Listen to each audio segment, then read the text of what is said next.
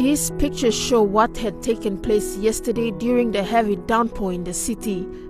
Many highways in Port Moresby were flooded as the drains overflowed onto the main roads, causing traffic to slow down and forcing motorists to join long queues or take other routes in the city.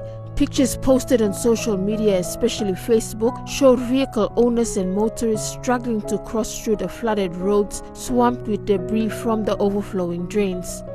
While yesterday's downpour continued into the night, some parts of the city were in darkness and the power outage continued to this morning with no updates as yet from PNG Power.